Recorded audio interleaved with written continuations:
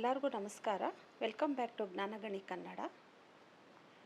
ಇವತ್ತು ನಾನು ರಾಗಿ ಅಂಬ್ಲಿನ ಯಾವ ರೀತಿಯಾಗಿ ಮಾಡೋದು ಅನ್ನೋದನ್ನು ತೋರಿಸ್ಕೊಡ್ತೀನಿ.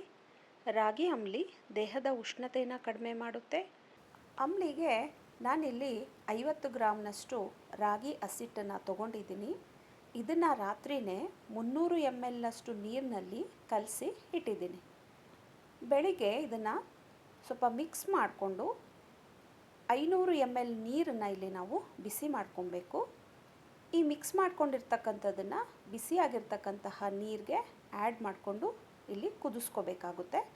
5 ನಿಮಿಷ ಕುದಿಸ್ಕೋಬೇಕು ಮತ್ತು ಕೈಯಾಡಿಸ್ತಾನೆ ಇರಬೇಕು. ಇದು ಕಲರ್ ಚೇಂಜ್ ಆಗುತ್ತೆ. ಸೊ ಅಲ್ಲಿಗೆ ನಾವು ಸ್ಟವನ್ನು ಆಫ್ ಮಾಡ್ಕೋಬೇಕಾಗುತ್ತೆ.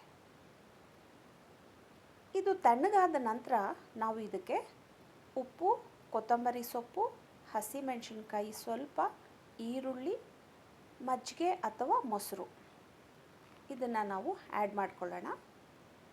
ನಾವು ಇಲ್ಲಿ ಮೊಸರನ್ನ ಆ್ಯಡ್ ಮಾಡಿಕೊಂಡ್ರೆ ನೀರನ್ನು ಆ್ಯಡ್ ಮಾಡಿಕೊಂಡು ಮಿಕ್ಸ್ ಮಾಡ್ಕೊಳ್ಬೇಕಾಗುತ್ತೆ. ಮಜ್ಜಿಗೆನ ತೊಗೊಂಡಿದ್ದೀವಿ ಅಂತ ಹೇಳಿದ್ರೆ ಅಗತ್ಯ ಬಿದ್ದರೆ ಅಷ್ಟೇ ನೀರನ್ನು ಸೇರಿಸ್ಕೊಳ್ಬೇಕಾಗುತ್ತೆ. ನೀಟಾಗಿ ಇದನ್ನು ನಾವು ಮಿಕ್ಸ್ ಮಾಡ್ಕೊಂಡಿದ್ದೀವಿ ಅಂತ ಹೇಳಿದ್ರೆ ರುಚಿಯಾಗಿರ್ತಕ್ಕಂತಹ ರಾಗಿ ಅಂಬ್ಲಿ ಸವಿಯೋದಕ್ಕೆ ರೆಡಿಯಾಗುತ್ತೆ. ಸೊ ಇಷ್ಟೇ, ಬಹಳ ಸಿಂಪಲ್ಲಾಗಿ ರಾಗಿ ಅಂಬ್ಲಿನ ನಾವು ಮನೆಯಲ್ಲಿ ಮಾಡ್ಕೋಬೋದು.